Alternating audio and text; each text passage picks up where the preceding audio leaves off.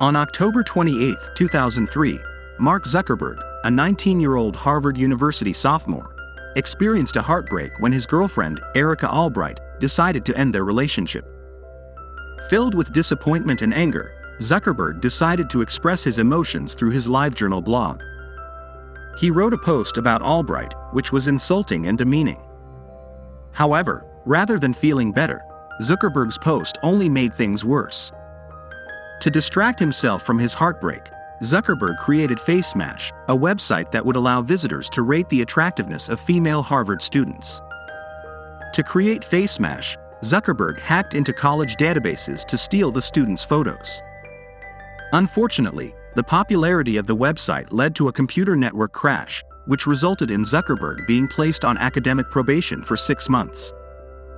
Despite the setback, the popularity of FaceMash caught the attention of Cameron and Tyler Winklevoss and their business partner, Divya Narendra. The group approached Zuckerberg with an offer to work on Harvard Connection, an exclusive social network for Harvard students focused on dating. Zuckerberg, however, had a different plan and approached his friend Eduardo Saverin with an idea for the Facebook, an exclusive social networking website for Ivy League students.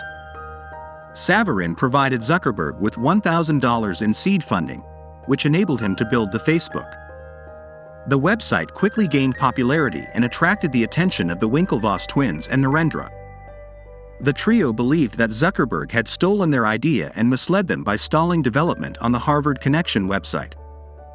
They raised their complaint with Harvard president, Larry Summers, who dismissed their concerns and saw no need for disciplinary action against the Facebook or Zuckerberg.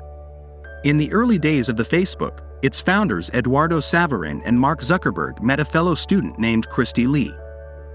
She impressed them with her phrase, "Facebook me." As the social networking site grew in popularity, Zuckerberg realized the potential to expand the network to other prestigious universities like Yale, Columbia, and Stanford.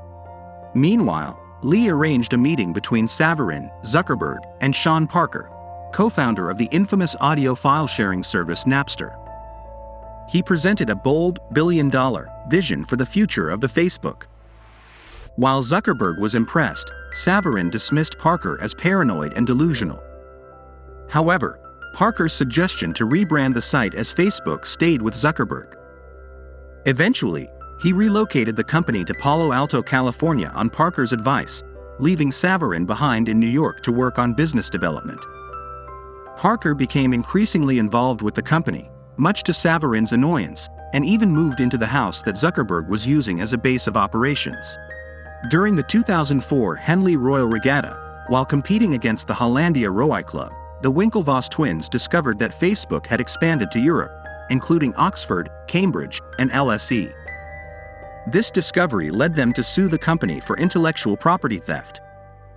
However, the lawsuit was not the only problem Facebook was facing. Eduardo Saverin had issues with Sean Parker making business decisions for the company, which led to a dispute that resulted in Saverin freezing the company's bank account. The situation was resolved when Zuckerberg revealed that they had secured $500,000 from angel investor Peter Thiel.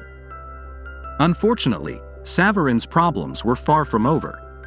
He was enraged to discover that the new investment deal allowed his share of Facebook to be diluted from 34% to 0.03%, while maintaining the ownership percentage of all other parties.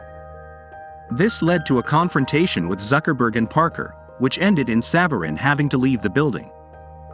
As a result, Saverin's name was removed from the masthead as co-founder and CFO. Things didn't get any better for Facebook when Parker was apprehended for cocaine possession at a party celebrating 1 million users. In a desperate attempt to shift the blame, Parker tried to implicate Saverin, which led to Zuckerberg cutting ties with Parker and telling him to go home. Despite all these challenges, Facebook managed to overcome them and became the social media giant we know today. During the legal proceedings, the Winklevoss twins made separate depositions claiming that Zuckerberg stole their idea for Facebook. Meanwhile, Saverin argued that his shares of the company were unfairly diluted when it was incorporated. As the trial continued, Marilyn Delpy, a junior lawyer for the defense, advised Zuckerberg that they should settle with Saverin. This was because the details that had surfaced about the founding of Facebook and Zuckerberg's uncompassionate personality would have made it difficult for him to gain sympathy from a jury. Following this conversation, Zuckerberg was left alone to contemplate the situation and decided to send a Facebook friend request to Albright. He nervously refreshed the page, waiting for a response. So that's it for today's video. Thanks for watching, and I'll see you next time.